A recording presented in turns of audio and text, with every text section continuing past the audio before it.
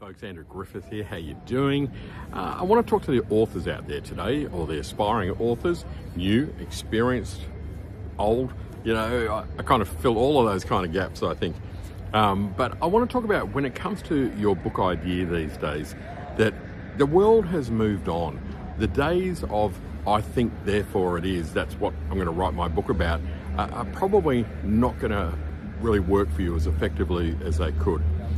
Readers are more sophisticated, business is more sophisticated, and it's got more complex. The world is just generally a more sophisticated and complex kind of a place. If you want to write a book that's ultimately going to help you to expand on your credibility, build your brand, create opportunities, build tribe, get you in the media, do all of those kind of things that a really world-class kind of book can do, you can't write your book in isolation. Your book has to be drawn across a range of different areas. You need to be really a subject matter expert, which means a lot more than doing a ChatGPT search or a Google search. You got to know every other person who is a leader in that space. Who are you competing with, and what is it that makes them different? What is it that makes them unique? How then do you fit into that? Your ideas and your thinking, are they tried and tested? Can you prove that your thinking is actually going to lead to the transformation that you're hoping that it's going to lead to?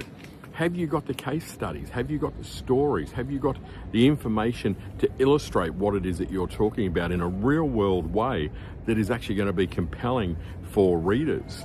You know, what's new in your information? If all you're doing is regurgitating stuff that's already been said, that's really other people's information just with a bit of packaging, that's not going to be good enough. So you get what I'm trying to say here. Trying to write a book that's going to achieve all of this stuff for you is not going to work if you go off write it without getting any external kind of input in terms of research, in terms of even early readers who are experts and authorities in their space. I just work with an extraordinary lady called Katja Forbes, who has written a thought-provoking book called Machine Customers. And one of the big parts of her incredible book process was the fact that she went out to the leaders around the world in AI and machines talking to machines and got their feedback. What do you think is happening? This is my book, this is my idea. She opened herself to where she was coming from and really stress tested her idea. And without a doubt, and she's the first person to say her book is so much better as a result of that. And it's a courageous thing to do that. But I think that's the kind of level that we need to be looking at now. I pick up a book and I open it up, and on page 1 there's a Simon Sinek quote which says start with why. It shows me that there's a reader that there's an author that's completely out of touch with their audience. Not that that's a bad idea, start with why, or the Simon Sinek quote. It's just been done to death. Okay, every keynote book, etc., for the last 20 years somewhere has Simon Sinek in there. So you've got to go bigger, you've got to go bolder. But most importantly, you've also got to go unique.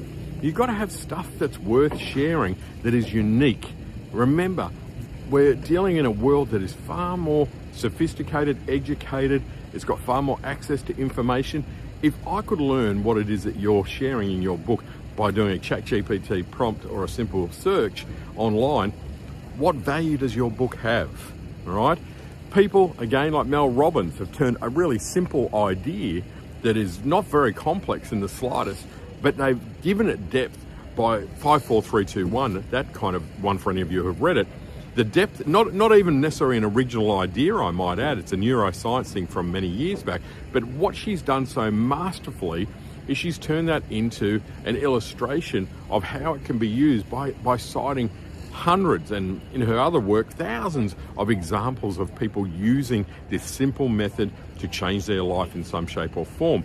That's the uniqueness of her book, not the actual idea. So you've got to also become a bit of a student of contemporary books and say, what are authors doing to differentiate, to make their book unique, to give it depth, to give it credibility? Look at the likes of Brené Brown. She's a research author. Her work is deeply steeped in a lot of research. That's part of her point of differentiation, and she combines her own story so beautifully well, her own personal story throughout the entire kind of series of books that she writes. So anyway, it's a whole pile of words in there. There's a lot of rambling from me around this, but what I'm trying to implore you to do as an author is to level it up, okay? Go higher. And that means that you got to push yourself more as an author. You got to really be able to say, how am I making sure that this book that I'm writing is going to go into the world and it's going to be valued and valuable, but it's going to have some uniqueness about it. It's going to have depth to it. It's going to have substance behind it. You know, be an author of substance who writes books of substance. That's the moral to the story. There are so many books out there. AI is making it easy for people to write bad books. You've got to make sure that yours is not one of them, and then you've got to trust in the fact that people are smarter than we often think in terms of being discerning and able to differentiate a good book from a pretty crappy book.